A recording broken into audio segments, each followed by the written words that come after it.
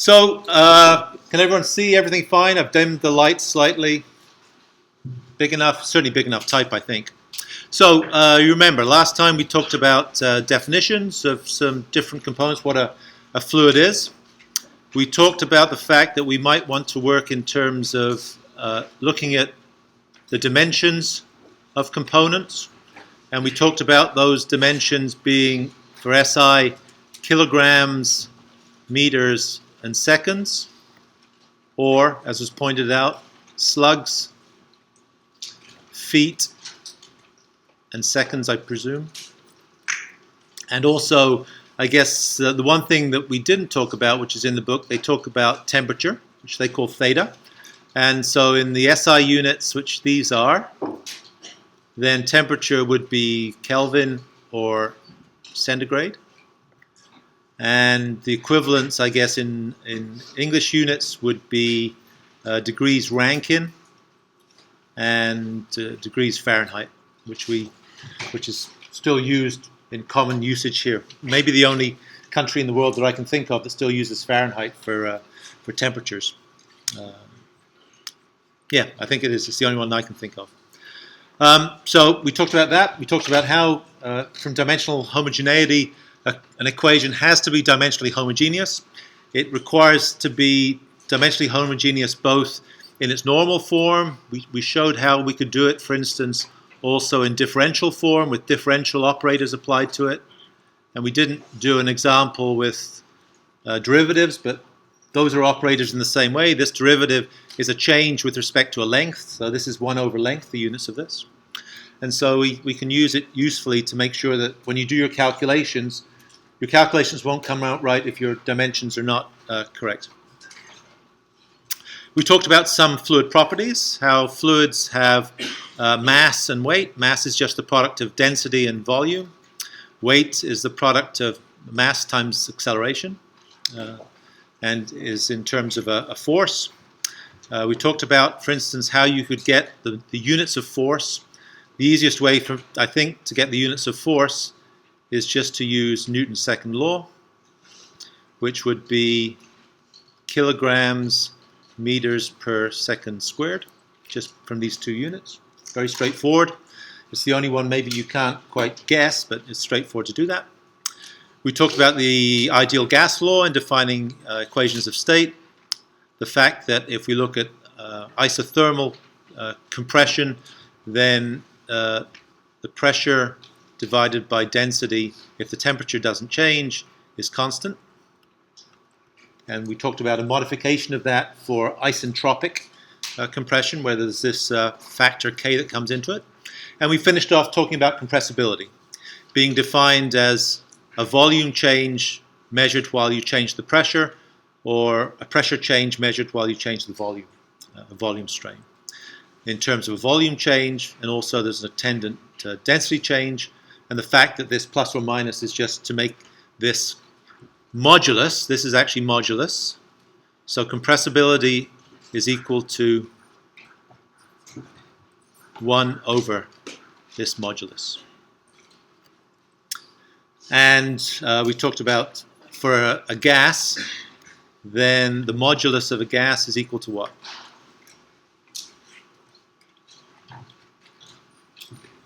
Just the ambient pressure.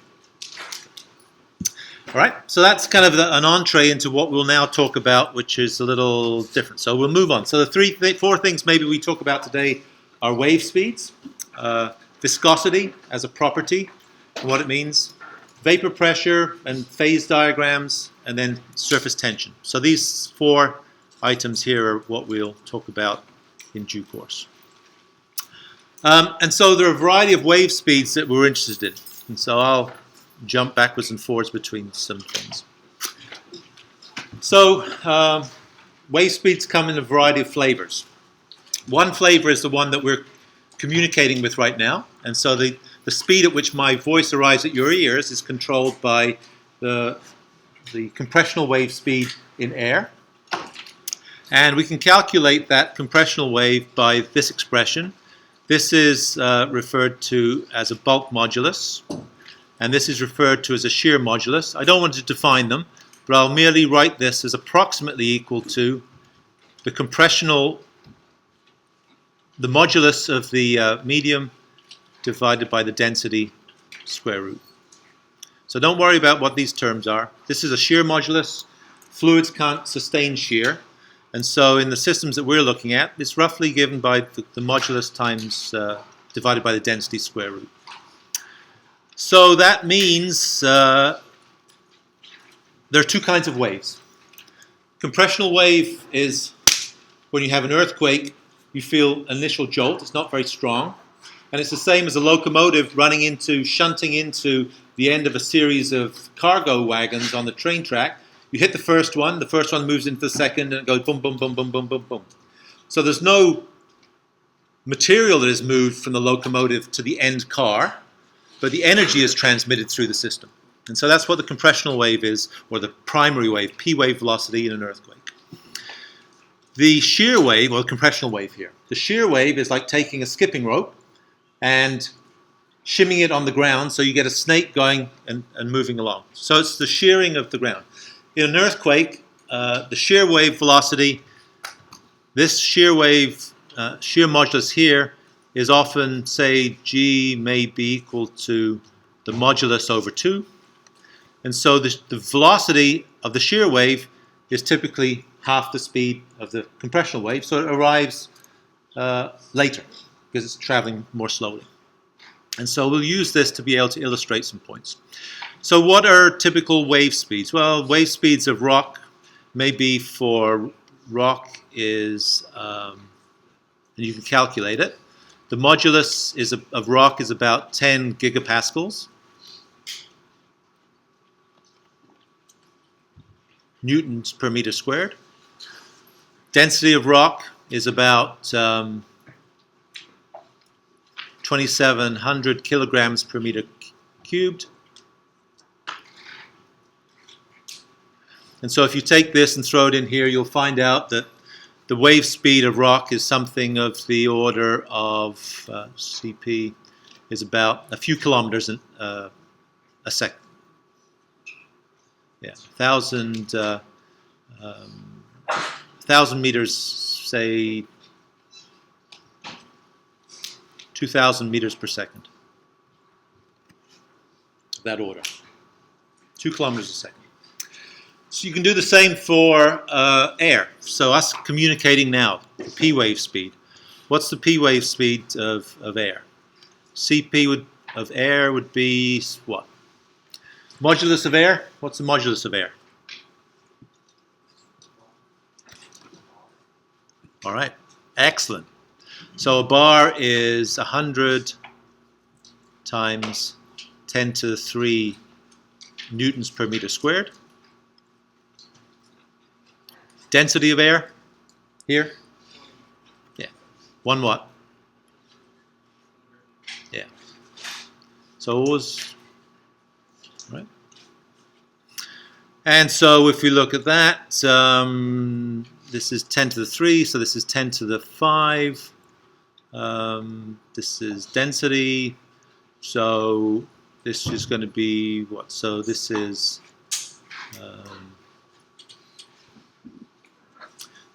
1 times 10, so this is 10 to the 5 newtons per meter squared. So that's 0.1 times 10 to the 6, or 10 times 10 to the 4.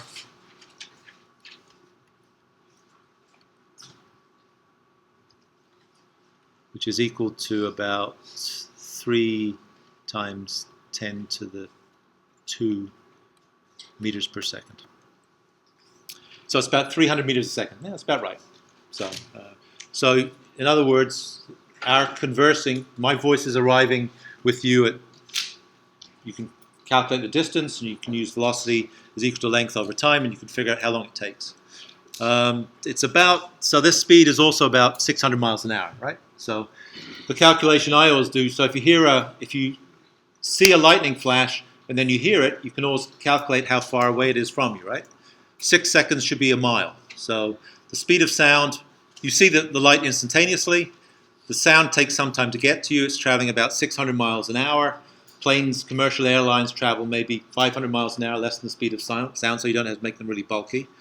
And so if it's going 600 miles an hour, then it goes, so 600 miles an hour would be how much in 1 minute? So you divide by 60, I guess it'd be 10 miles a minute. And a minute is 60 seconds, so 6 seconds is 1 mile. And so if you count off 1, 2, 3, 4, 5, 6, when you hear the sound, you know it's a mile away. So I'm sure you've done that in your past. So those are the waves that occur in solid rocks and solid materials. So if I hit the table here, the same as I talking to you, this is traveling to you as a P wave.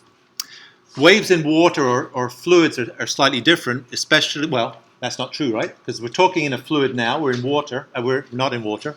Last time I checked, we weren't in water, we're in air, and so it's traveling to you as a compressional wave.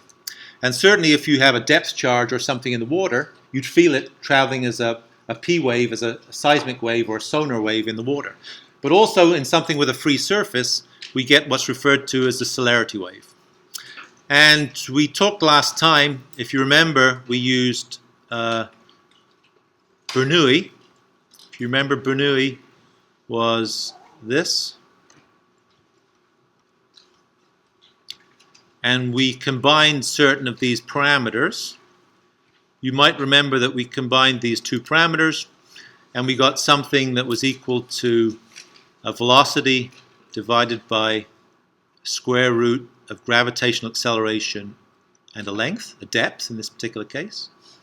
And we called this the Froude number, a number we'll use. And the Froude number is the ratio of the velocity that something is traveling with, say on the surface of the ocean, and the speed of the wave. So the wave speed in shallow water is given, surprisingly, not by any properties of the fluid whatsoever, but by gravitational acceleration, what planet you're on. The Earth is 10 meters per second, and its depth. And so if you look at that for a shallow water wave that we'd like to look at, a typical system would be 10 meters per second squared for this, and multiplied by a depth. So say you're offshore Japan, which is the example we'll look at, and say that you are at 1,000 meters of water depth. Then, if you look at that, this is 10 to the 3 times 10, so this is roughly equal to square root 10 to the 4 meters per second, which is equal to 100 meters a second. So it's surprising.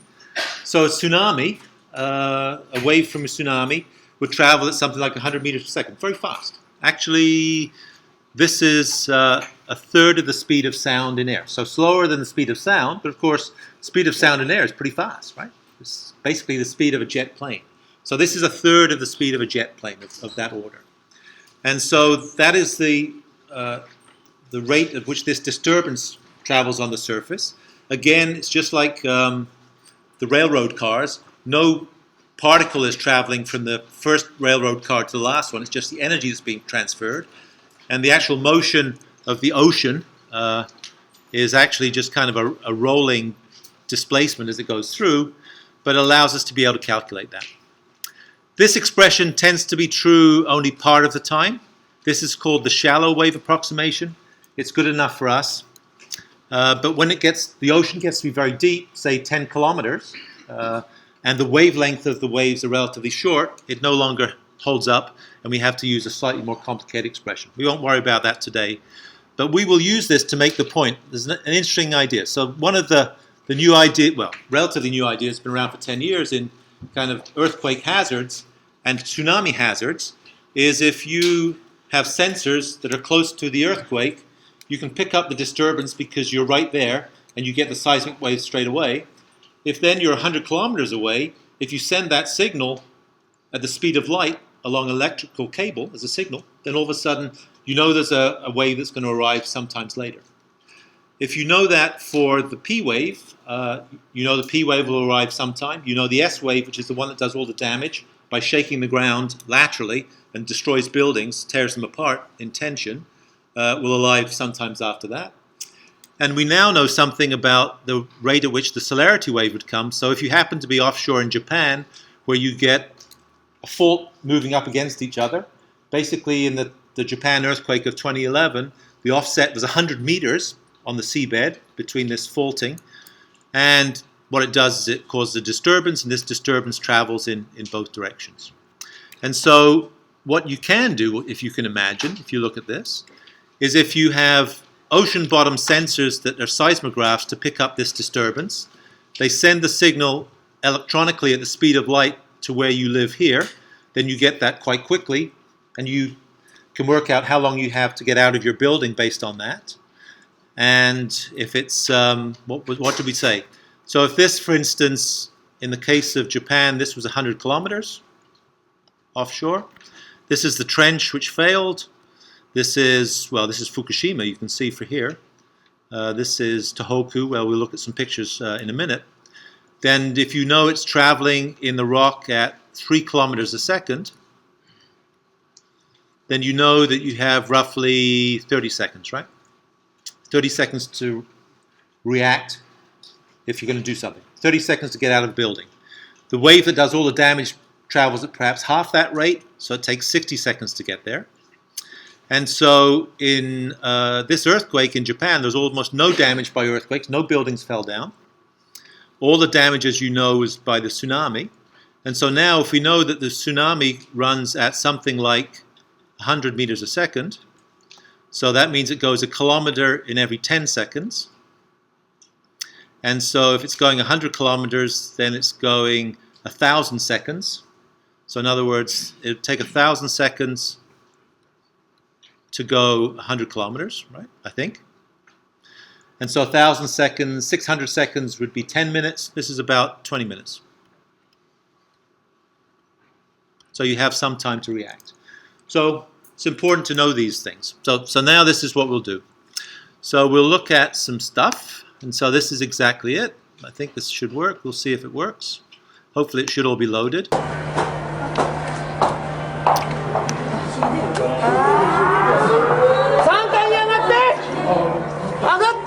So this is Kamaishi in Japan on the west coast. I guess it's March the 9th, 2011, so 4 years ago. Kamaishi, I guess I should do something like turn this off. You can hear the warning siren just gone. Kamaishi is a port town. Actually, it's the place that put Pittsburgh out of business. It's after the Second World War. It's a town that was a steel-making town before China put Japan out of business, etc. And now maybe Malaysia and other places are putting China out of business in terms of inexpensive steel. And so this is one of the places that you might have seen videos of the tragedy of March the 9th, 2011. And so what we're going to do, this has just happened. So what you do when a tsunami is coming in, you book off out to sea. You don't, like all the Navy leaves Norfolk to go in the middle of a hurricane, right, to go to sea. It's much safer to be out at sea in the middle of a hurricane, surprisingly, than be in port where you'd be buffeted. And so that's exactly what I think is going on here. And so what we'll do is I'll ask you to remind me in 5 minutes, and we'll come back to this. Okay? This is a transmitter. So this is in Tohoku, which is actually on the coast, very close to Kamaishi. And this is an early warning system. So it's supplied by sensors on the ocean bottom seismometers. As soon as there's a big earthquake, sends a signal electronically. This rings, you get out of the building. Simple as that. This was taken a year after, almost to the day after the event. The buildings here, which are only 100 kilometers away also from the tsunami site, or the tsunami origin, these are the damage to the buildings. I think there was one building damaged on this campus that was uninhabitable, but the rest were just had their repairs in typical Japanese, very orderly fashion. Red must mean the biggest repairs, blue must mean the smaller ones, and they'll stage it in some way. And this is what it looked like after. No before pictures, but this was in March the 8th, I think, 2012. Snowy. Basically, by the coast, this was a couple of hundred yards from the coast, where these would have been full of buildings at one time and completely eradicated. Some buildings left. Again, this is 100 kilometers from the coast. You see that these buildings are wrecked up to the 3rd story from overflowing. This isn't a multi-story parking lot. This is a car that got washed up there. Looks like a beamer, right? In terms of, so it's here, a boat sitting here. Again, certainly the bottom floor wrecked. I don't know how far. And this was next to a school. This is a school that sat there. The school survived, and people were on the roof. Unfortunately, it wasn't any higher than this. But it went up 3 stories, and the 4th story was just fine. So, terrible tragedy. I don't remember how many people died. Maybe 10, 15, 25,000. I don't recall. Sad to be so glib about it, but it was a reality. And, of course, the tsunami washed its way, as we'll see, up the rivers where all the rice fields are. These are rice paddies, and flooded them with salt water and made them less useful than they would have been before. Okay. 5 minutes isn't up yet, right? Okay.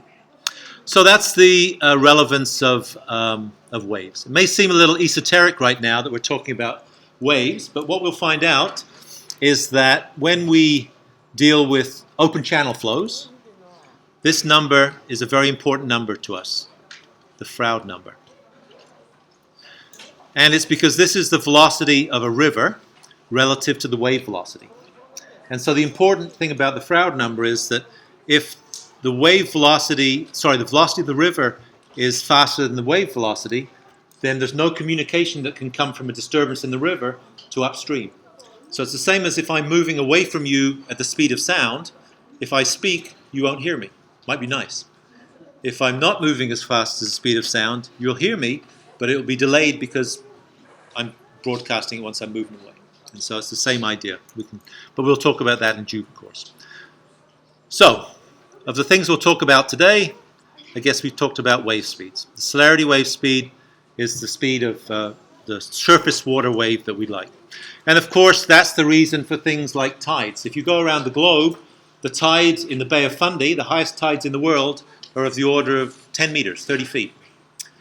And in Bristol in the UK, in the Severn Estuary, again, the places where they talk about building tidal barrages to make energy out of the tides, trap it behind a barrage and allow it to flow out at low tide.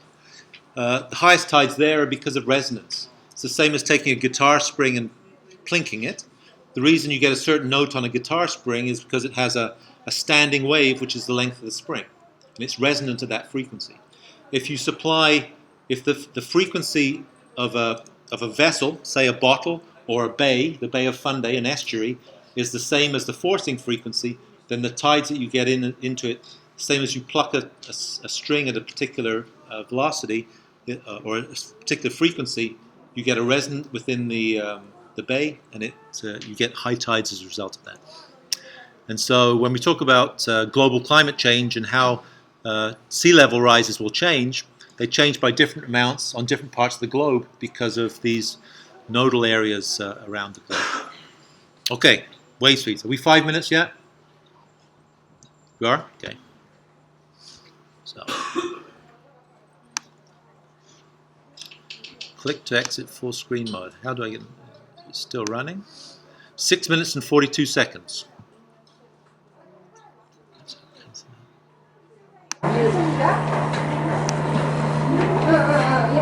No. All right. Back to viscosity. Don't forget to remind me. All right. So the second of the 4 things we'll talk about today is Newton's law of viscosity. And so viscosity, the analogy I always give is that Bernoulli's law is for an ideal fluid. It says that the sum of the potential head, the elevation head, z, and the velocity head, v squared over 2g, they all sum to a constant no matter where you are in the fluid. And it assumes that there's no energy that's dissipated in that fluid. And so that means that as you flow, you don't have to provide any energy to push it through the system. But there are viscous losses. We talked about those last time. Viscous losses are the same idea as if I pull this bag across the table, it acts against friction, so I have to apply a force to be able to overcome that friction. But when I get it here, it doesn't immediately spring back to this location because I've expended energy to get it here. Now if I want to get it back here, I have to pull it back against friction again, so I have to do work against that friction. friction always works against you. It's dissipative, I guess, and it causes you energy. So the mechanism by which that happens in fluids is by viscous resistance. And so ideal fluids are fluids where, I guess, viscosity, which we'll call mu,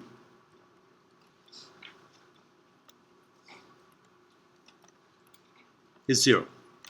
So those are Bernoulli fluids. And those are the first fluids that we'll deal with in this class.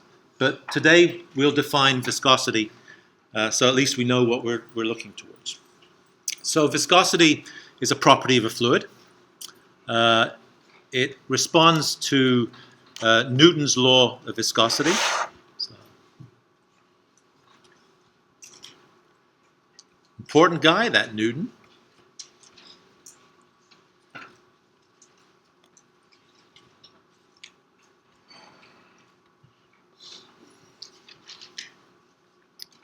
Try and draw a line underneath it. And it basically says that a shear stress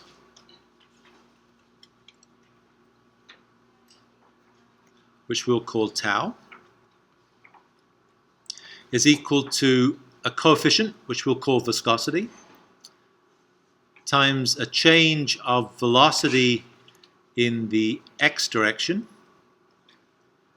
with respect to change in location in the y direction. And so it's relatively straightforward to understand, I think. It's given by this picture here. I'm trying to get this pad in a place where I have my elbow on this. So this is the idea. So you take a fluid and you sandwich it between two plates. You hold this bottom plate static, say, and you physically move this plate with a shear stress, which is equal to a force divided by the area of the plate. So this is the force that you're applying on this plate. So if you take that with a thin layer of fluid between it and you pull on it, then it applies, you require a force to be able to pull it. And if you do that, what you could imagine that the fluid that was originally sitting between them, if you drew a straight line down through that fluid, it would look something like this. And we'll call that line the y-axis. And we'll call this line the x-axis. So initially, the line through this before you start pulling it is straight through. What we're going to assume is that we attach the water to this plate at this point here, and we attach it to this point here, the so-called no-slip boundary condition, so that now when you pull this plate on the top, it drags all the water that's with it on this top part along with it. So as the plate moves from here, say, to here, then this point will go to this place in a given time. It's dragging this molecule of water with it. This one is stuck here. And so if you look at the displacement profile, whoops, can't do that. If you look at the displacement, are we up to 10 minutes yet, by the way? Bless you. So if we pull it over here, this now gives the velocity field. This is Vx. The velocity here is 0. The velocity at the top is what we'll call Vx, max or whatever, doesn't matter. And so if we want to write out Newton's law of viscosity for this system, this length here we'll call dy, just because we can. It doesn't have to be a differential because this is a straight line. And so what we can do now is we can calculate that the force divided by the area, which is equal to the shear stress, is equal to this viscosity times the change in velocity in the x direction divided by change in the distance we travel. That's all. Looks like derivatives, doesn't matter, don't have to worry about it. So what is the change in the velocity in the x direction? Well, it goes from 0 here to Vx here. So dVx is just going to be equal to the velocity x at the top minus the velocity in x at the bottom, and so it's just equal to Vx. Very straightforward. That's it. All it's saying is that you can do an experiment by taking a fluid, sitting it on a plate, putting a plate on top of it, dragging that plate over the top of it by applying some force, measuring the velocity of that plate, and if you do that, you have everything you know to be able to calculate this. You know what the velocity is on the top plate, you know how thick the layer is, you know what force you apply, and you know the geometry of your plate if you know the area. And so you have everything you know to be able to calculate viscosity and material property. And so that's Newton's law. You'll be asked, I think in your assignment, you're asked to do some things later. We talked about units. I think we defined this last time as the units are equal to Pascal seconds, which are the same as newtons per meters squared times seconds. You don't have to take my word for it. You can just rearrange Newton's law into some convenient way so that you take this and rearrange it in terms of shear stress, a velocity, and a length. The velocity units are easy, length over time. The length units are easy, length.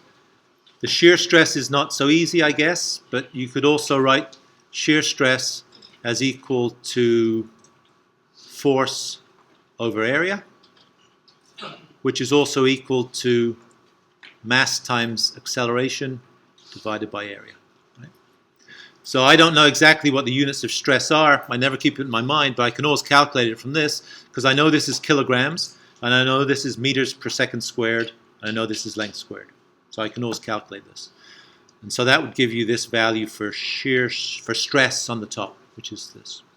And so the units end up being Pascal seconds, as it turns out. Time? Probably, yeah, I think so. Oh, it stopped. Or did it? No, it's 15 minutes. Something on the horizon, maybe?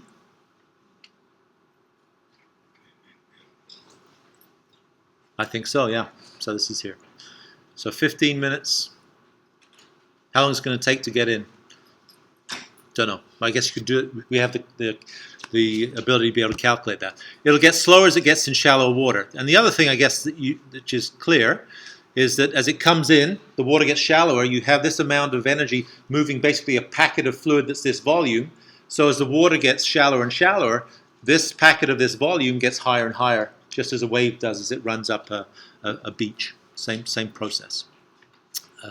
And the other thing which I think is interesting, these tsunami, I think in Japanese, means harbor wave, quite literally. We call them tidal waves.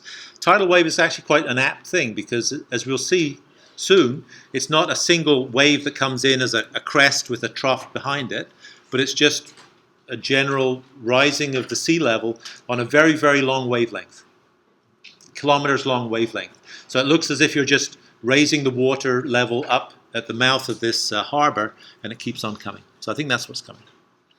All right. Hopefully the sound isn't on and it's not repeating everything that I've talked about. So that's a couple of other comments to make about viscosity. The viscosity that we'll use is always to talk about a Newtonian fluid. A Newtonian fluid is one that says that if you double the velocity at which you shear it, so if you shear it at some velocity for a given geometry, it takes a certain shear stress to be able to do that. If you double the rate at which you shear it, then you just double the rate, you double the stress you have to apply to do that. Quadruple it, you have to apply 4 times as much force or stress to do that. So those are called Newtonian fluids. Those are the ones that we'll talk about in this class. There are fluids which are non-Newtonian fluids, and some which are plastic fluids. The classic idea of a plastic fluid is that you have to apply some given shear stress to give it any velocity whatsoever. So the classic fluid, which is a plastic fluid, is drilling mud. You take water, you put bentonite in it, or barite to give it extra weight.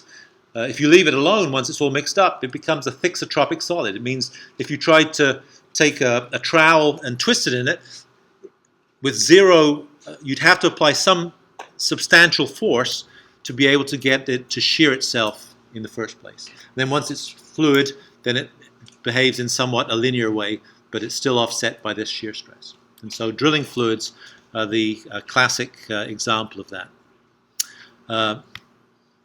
Okay, how are we doing?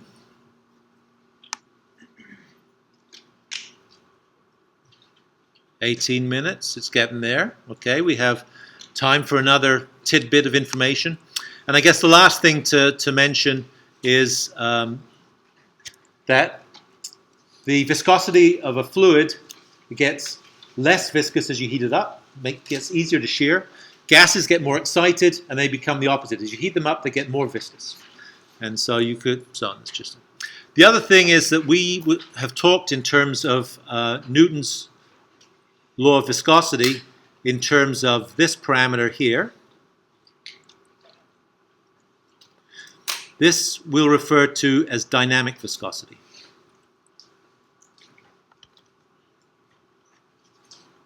There is also another property which is called the kinematic viscosity, which we will almost never use, but it's worthwhile noting because when you use Reynolds number includes density, and it's sometimes used in that context. So dynamic viscosity, typically, which has units of Pascal seconds, is the one that we'll use. A table of viscosities with temperature. Gases, as you increase temperature, gases increase viscosity. Liquids decrease as you increase temperature. Typical number for viscosity of water, I always remember, is 10 to the minus 3 Pascal seconds. These are Pascal seconds. And so we should, so you might remember that. Okay, so here we go. 20 minutes and 18 seconds. Well, still coming in.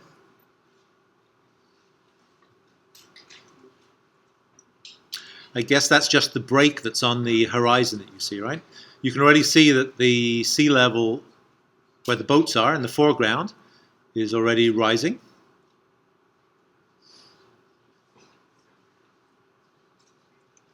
Do you have time to do something else? So 20 minutes and 46 seconds. Should get on his boat and get out of there. You're right. Right. I won't go through example problem. There are certainly examples in the previous materials that we've gone through. There's certainly an example of this in your homework as well. Well, I mean, I won't go through this because you can work through it yourself. But this is a question basically to say if you have a static plate at the top, if you have a static plate at the bottom, if you have an oil above a separating plate with different viscosities top and bottom, how do you calculate what these viscosities are if you measure the force that you have to apply to give it a given velocity? And so I think the way to do that would be that this stays static. As you go down onto this plate, it's now moving with some velocity Vx. As you go down here, this is not moving, and as you go along here, this has to be moving at the same velocity. And so you certainly know the length dy, and you certainly know the velocity Vx.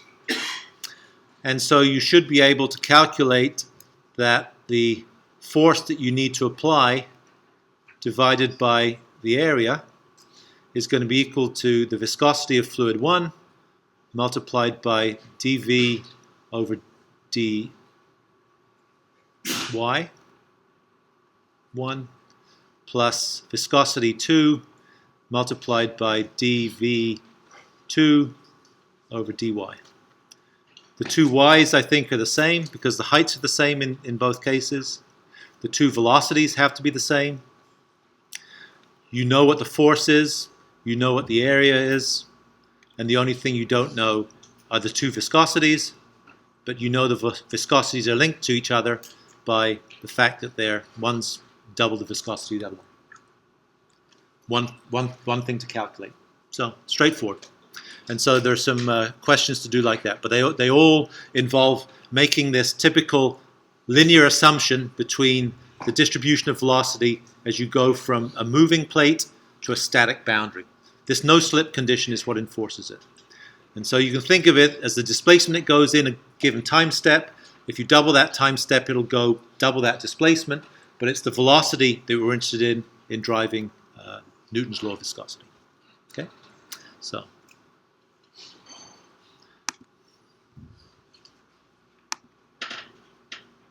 let's wind it back. Not too much, I hope.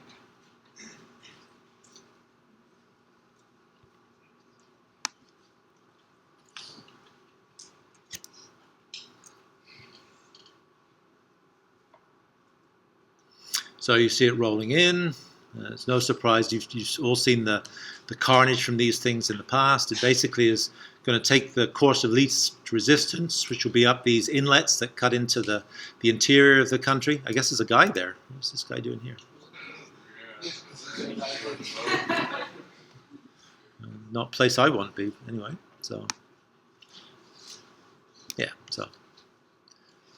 So what was a street before, running alongside a river, cutting down into the mouth, is all of a sudden filling up. And as I say, very long wavelength wave. So it's just like the boundary condition is, it's just rising like a tide and filling it up, and basically pushing everything on upstream. And we all know what happened from Fukushima. You know, build a 20-meter high wall to be able to protect the power station. Unfortunately, not high enough that it got overtopped.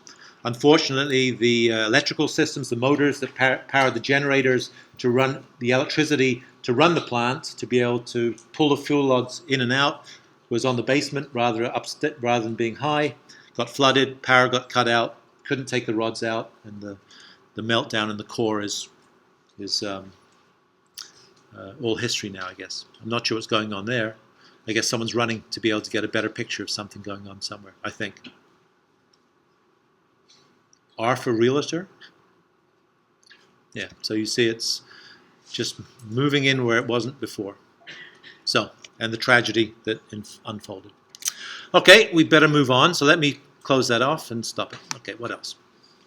A couple of other things to deal with. Let's see if we get to both of them. Compressibility of liquids we've talked about. Vapor pressures we need to talk about. So it's best talked about maybe not by using this, but by using this idea here. So the states of different liquids and gases. So fluids encompasses liquids and gases. We talked last time about CO2. This is a phase diagram for water. This is the boundary between a liquid, a solid, and a vapor as a function of temperature and the logarithm of pressure. We sit at 1 atmosphere, 1 bar. So this is where we are right now. And so for water at 1 bar, the boiling point as it turns from a liquid into a vapor should be at 270, right? 273 Kelvin? 373, thank you. 373 Kelvin. And 273 Kelvin would be freezing. So this is where it would turn into a solid. So this would be 273 equals 0 degrees C, which is equal to 32 Fahrenheit in our warp view. And so this curve here allows us to be able to define the limit between liquid and vapor. So there's always exchange between molecules at the surface. It's just when you're boiling something, all of a sudden the net efflux of molecules going into the gas form outweighs the ones going back from gas into liquid. And so if we increase the temperature, then we know that we go from a liquid to a gas at any given, a liquid to a gas at any given pressure. So this is if we're boiling something, we'd be doing this. We can only get to 100 degrees centigrade in water before it comes steam, which is useful if you want to cook things only at that temperature. You know, the classic question is, does it take longer or shorter to boil something on the top of Mount Everest? To cook something on Mount Everest? Longer. Yeah, that's right. So the reason for that is at Mount Everest, I don't know what we'll calculate the pressure on Mount Everest next time, but if it's, say, a tenth of a bar, then it will boil only at 300 and something, 330, say. 330 is something like 60 degrees centigrade, and so if you want to cook something at 60 degrees centigrade, it takes longer to get it hot.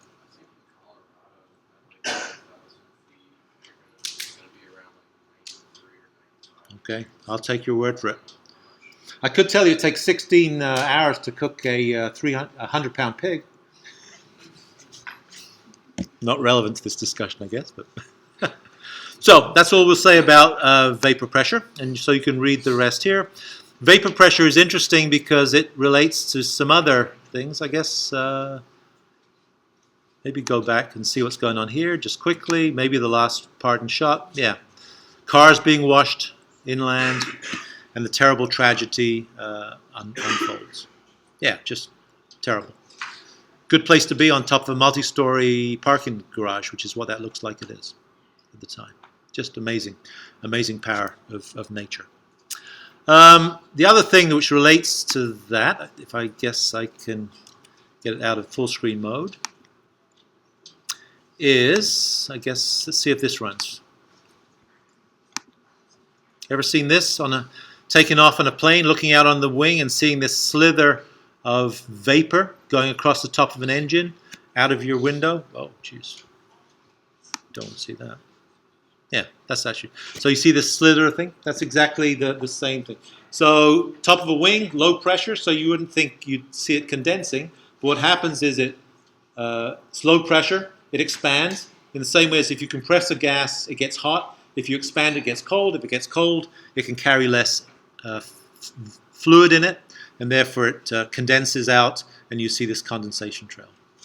The reason for it is that if you look at on the top of a wing, I guess I'm hurrying this more than I should, is if you look at the pressure distribution on top of a wing, it's a low pressure on the top, high pressure on the bottom, wing gets pushed up, and so it's this low pressure that causes the air to expand. As it expands, it gets cold. As it gets cold, it drops the moisture out of the air. Okay. All right. Final parting shot. Big problem in lots of things. Submarine blades, rips chunks of steel off propeller blades on ships if you're not careful and you don't design for it, etc. Final behavior that we'll talk about is surface tension. So surface tension is how water bugs walk across the top of the surface of water, or why fluid rises in a capillary. The idea is that there's an attraction between the liquid and the solid, and it pulls itself up in the system. And we can do a very straightforward force balance to be able to work out what the capillary rise would be in this system.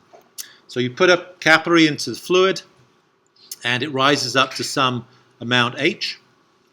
The very simple calculation that we can do to calculate what h should be is to do this. We take this block of water out from the system, has a height here. So in other words, we cut this component out here, and we remove it like a poker chip or a hockey puck. And what we'll find out tomorrow, Monday, is that all the pressures on a horizontal line are the same. It's atmospheric pressure here on the surface, has to be atmospheric pressure here on the surface, so the pressure acting on the bottom of this is 0.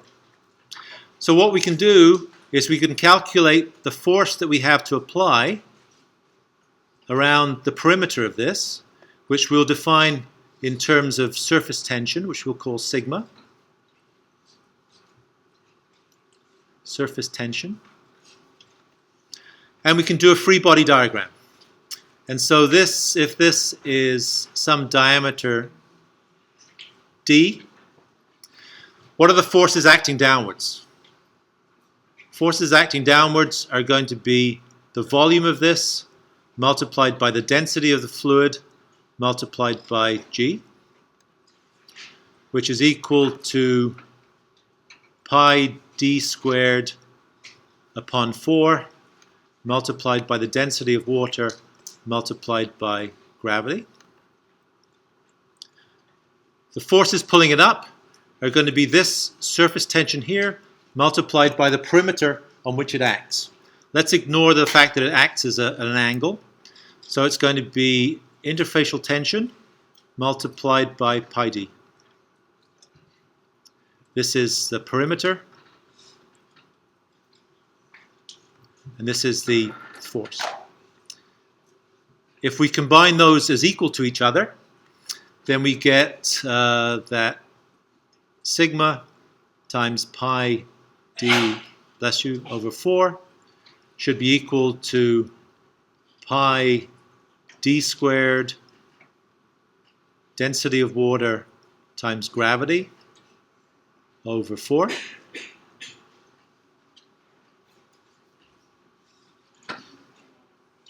Did I do that right? Pi, this doesn't have a 4, right? So what we can get rid of, we get rid of pi, we can get rid of a d, and we end up with, if we rearrange, what's wrong?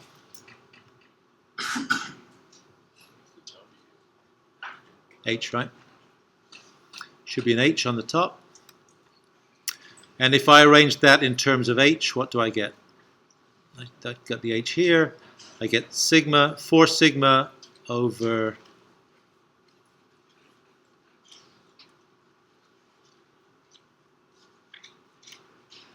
I think. So it says that the height rise that I get is proportional to the interfacial tension. A big interfacial tension will be a big height rise. And it's inversely proportional to the diameter of the capillary. Capillary is really big, there'll be a tiny height rise. It's really tiny, there'll be a big one. And we know those are the behaviors we expect. So it defines the proportionality. This term here, of course, is unit weight. Gamma is equal to rho g. And so that is here. This is a 2 instead of a 4 because it's radius rather than and so the calculation is just done here. It's exactly the same calculation. So it allows us to be able to say what the height rise in the capillary is.